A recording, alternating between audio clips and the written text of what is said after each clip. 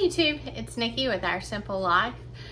Tonight I'm continuing on in the Every Bit Counts challenge hosted by Jessica at Rivers Homestead. Tonight I'm going to be raw packing stew meat for preservation so that it is shelf stable. So I want to take you through the steps that I'm using. So that's going to be my big project tonight. But I have been like repeating some of the things that I've been catching on video. So I don't post a video every day, but I am preserving every day. So come along with me step by step in how I am preserving the raw packed stew meat. All right, first of all, I have my canner heated. I'm gonna go ahead and put some white vinegar in the canner. I have been having a mineral buildup around the inside, and I heard a tip that you can put white vinegar into the water and it will reduce those mineral buildups.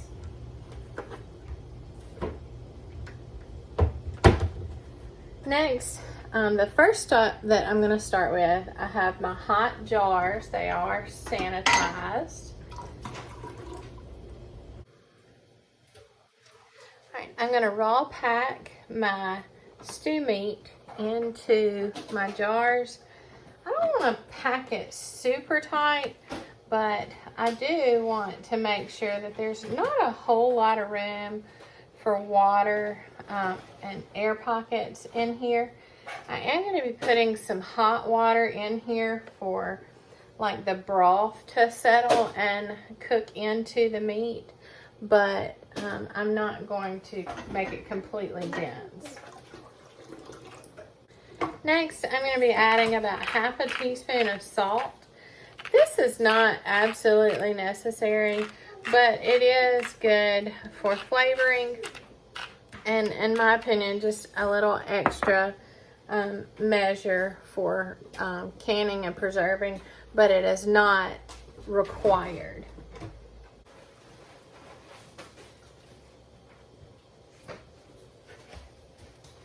This water is not required either, but I want a little extra broth and juice in my jars.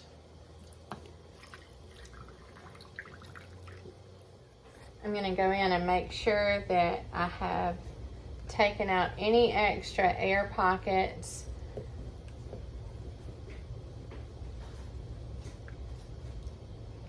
And you want to leave about an inch headspace in each one of these jars if you're filling them with water, but it's not absolutely necessary.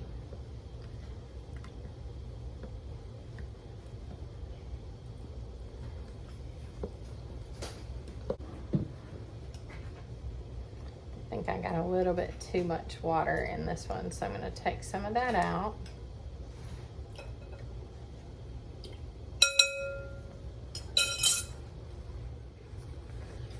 Next, I'm going to clean my jars with a clean paper towel with apple cider vinegar, just to get any remnants off the edge and make sure that we have a good clean seal.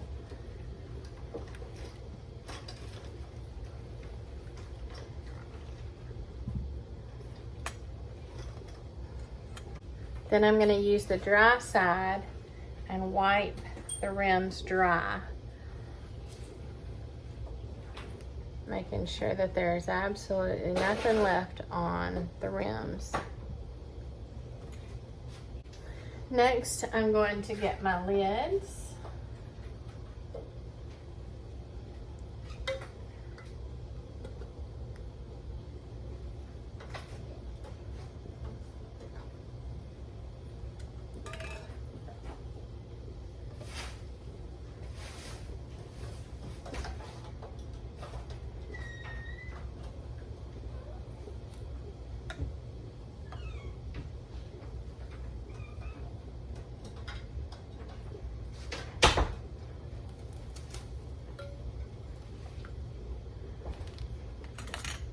And I'm going to put my rings on fingertip tight.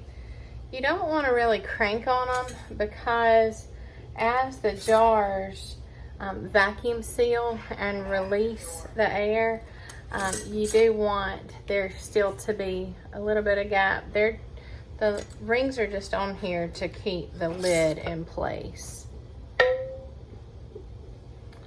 And I'm going to be placing these into my canner.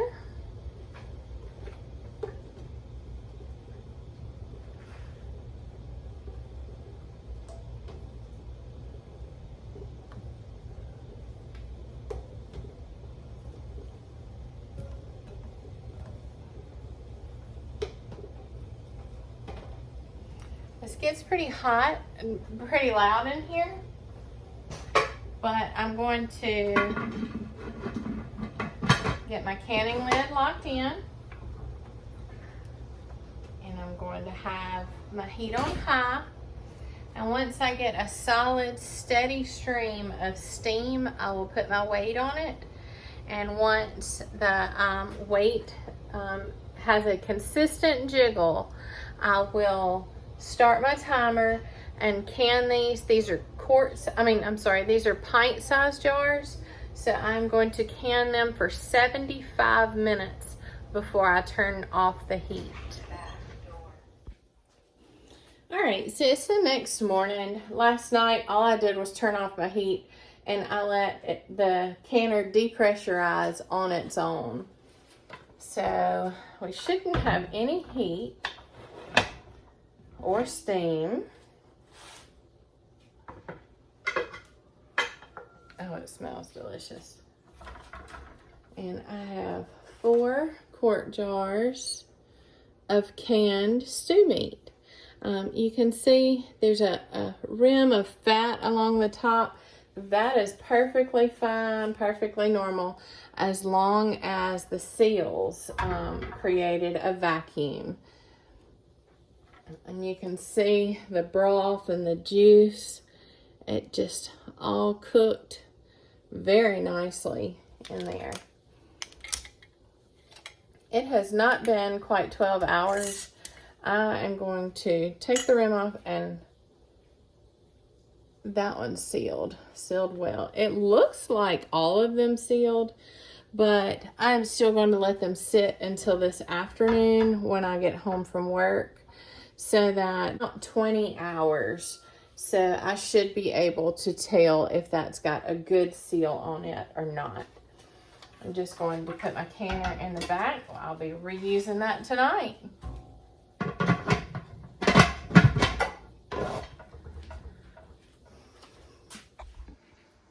Thank you for joining me and watching through how I process my stew meat for shelf-stable meat for years to come. Of course, it won't last that long in our house, but if I needed it to, it definitely would stay shelf-stable with no need of refrigeration, ready to pop the top and put right into a recipe.